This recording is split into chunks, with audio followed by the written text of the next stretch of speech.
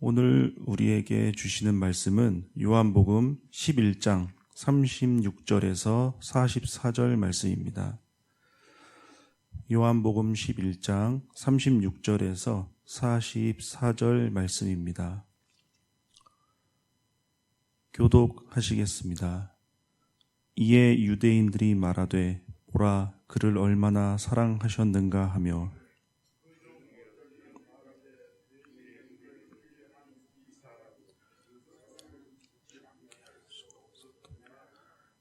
이에 예수께서 다시 속으로 비통히 여기시며 무덤에 가시니 무덤이 구리라 돌로 막았거늘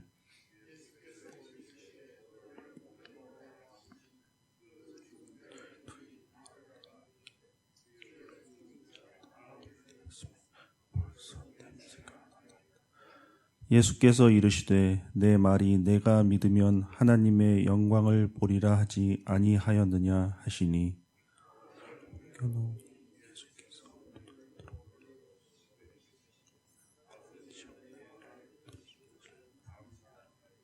항상 내 말을 들으시는 줄을 내가 알았나이다. 그러나 이 말씀 하옵는 것은 둘러선 무리를 위함이니 곧 아버지께서 나를 보내신 것을 그들로 믿게 하려 함이니이다.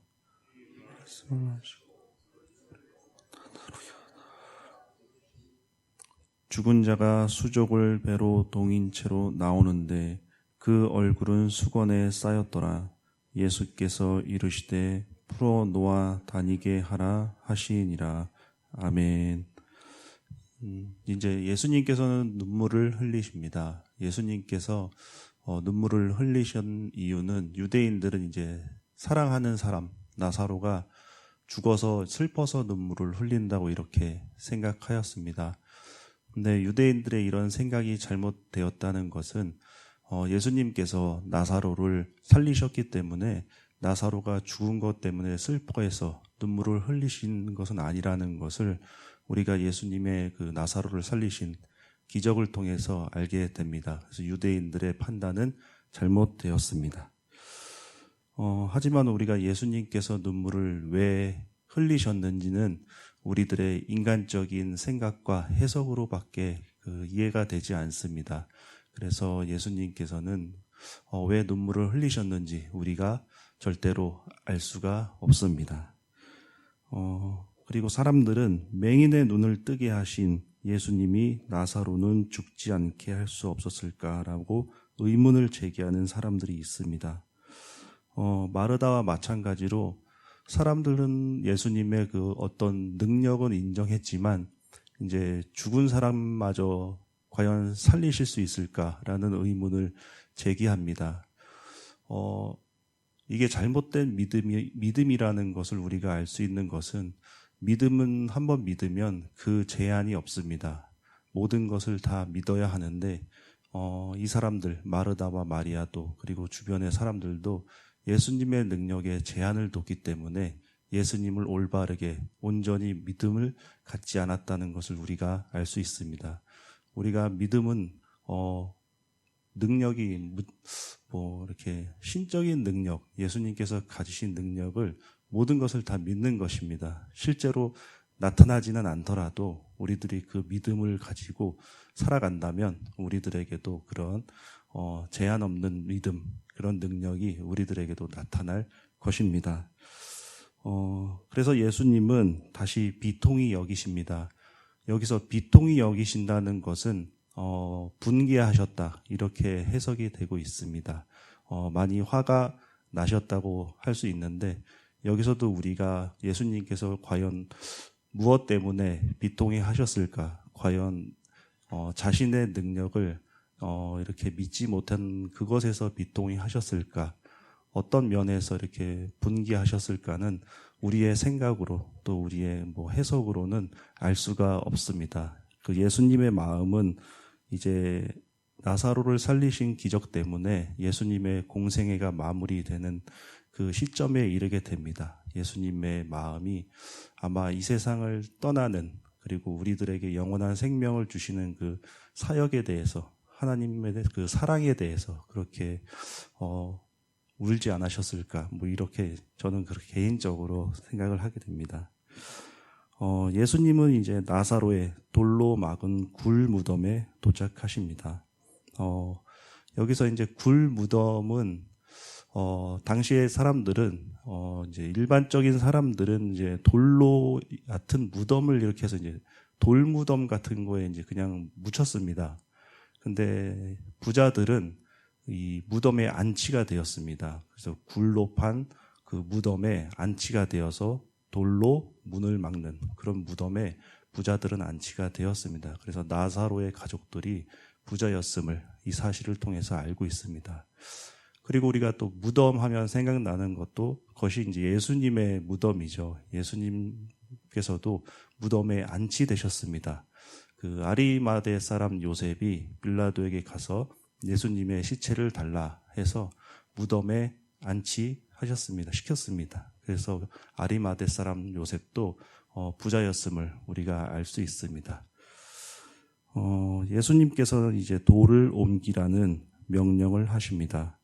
이 명령에 부정적으로 대답한 사람은 바로 마르다입니다. 마르다는 앞서 예수님은 그리스도이자 그리고 하나님의 아들이심을 고백한 그런 여인입니다.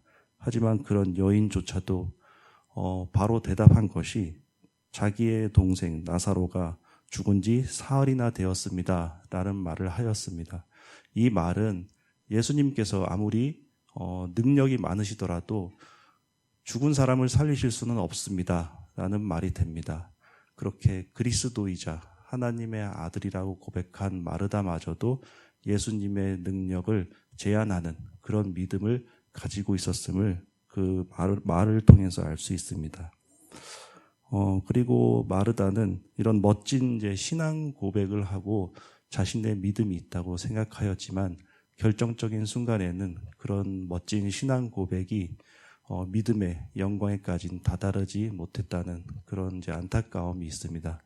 그래서 우리의 신앙생활도 항상 이렇게 멋진 신앙 고백을 하고 멋지게 신앙생활을 하지만 결정적인 순간에는 영광에 이르는 믿음을 우리가 굳건하게 잘 지켜나가야 하겠습니다.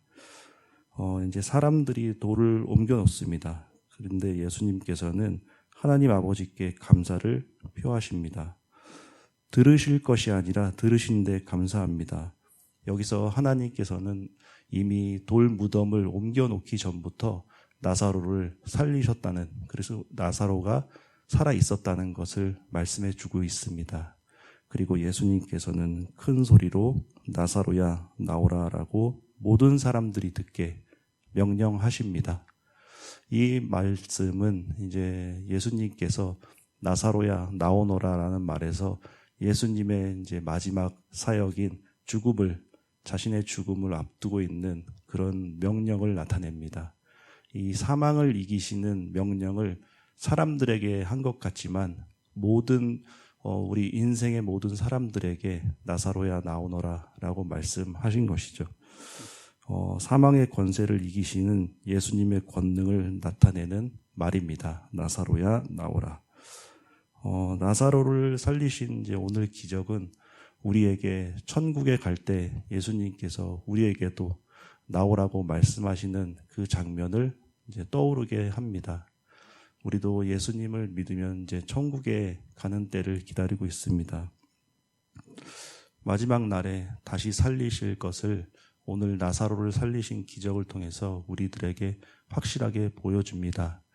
나사로를 살리신 기적은 나사로를 살리신 것뿐만 아니라 우리들에게 마지막 날에 영원한 생명을 주시고 나오라고 말씀하시는 예수님의 모습을 우리에게 미리 보여주신 것입니다. 이것이 우리에게는 요한복음에서 말하고 있는 영광인 것입니다. 우리가 이 은혜와 영광을 받은 그리스도인으로서 이 은혜와 영광에 감사하며 하루하루를 살아가고 그리고 예수님의 사랑을 예천 지역에 잘 전하는 우리 모두가 되어야 하겠습니다. 기도하겠습니다. 하나님 아버지 감사합니다. 우리들도 예수님의 능력을 믿으며 살아가게 하시니 감사드립니다. 오직 부활 신앙을 가지고 항상 감사하며 살게 하여 주시옵소서. 모든 것 감사드리며 예수 그리스도의 이름으로 기도드립니다. 아멘. 하늘에 계신 우리 아버지, 아버지의 이름을 거룩하게 하시며 아버지의 나라가 오게 하시며 아버지의 뜻이 하늘에서와 같이 땅에서도 이루어지게 하소서. 오늘 우리에게 일용할 양식을 주시고 우리가 우리에게 잘못한 사람을 용서하여 준 것 같이 우리 죄를 용서하여 주시고 우리를 시험에 빠지지 않게 하시고 악에서 구하소서. 나라와 권능과 영광이 영원히 아버지의 것입니다. 아멘. 이 시간 함께 기도하실 때에 예천 교회를 위해서 기도해 주시기 바랍니다. 위임 목사님과 교역자들의 건강과 사역, 가족들을 위해서 기도해 주시고 특별히는 예천교회 환우분들을 위해서 기도해 주시기 바랍니다.